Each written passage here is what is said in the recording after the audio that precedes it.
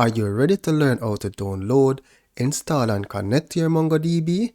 In this video, I'll be sharing with you exactly how you can achieve this. So from your search engine, you want to search for MongoDB Community Edition. You want to select the first link that comes up, then scroll down, and then from the drop down, select a version of your choice. I'll be installing the latest version, and from the drop down, you can choose a zip or MSI. MSI is fine, so select download to continue. This will take approximately a minute to download. Now once the download is completed, open the executable file, or should I say the MSI file. Select next to continue, accept the terms and license agreement and select next. Select complete, and here you can choose to name your Mongo service. So I'm just going to say MongoDB service.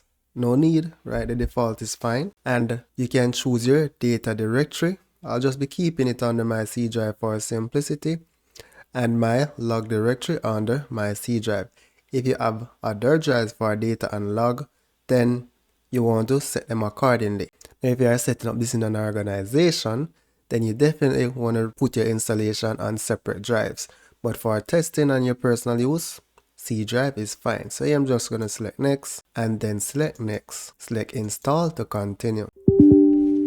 Now the installation may take a minute or two to complete. So the installation has been running about 3 minutes now. The speed of your computer will definitely tell you how fast it will go. So the installation has been completed and it will be launched when it's completed. So I'm just going to select finish and select start to get started with your Mongo Compass. Now MongoDB Compass is what you will use to connect to your database.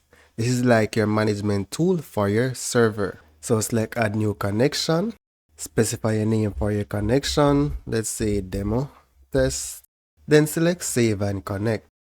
These are my demo databases, and to go ahead and create a database, you just select plus in your connection, specify the name of your database, and I'll be creating a demo collection called test. Then select create database, and if you want to add some data to your collection, you just select add data, insert document, and from here you can go ahead and insert the data within your database.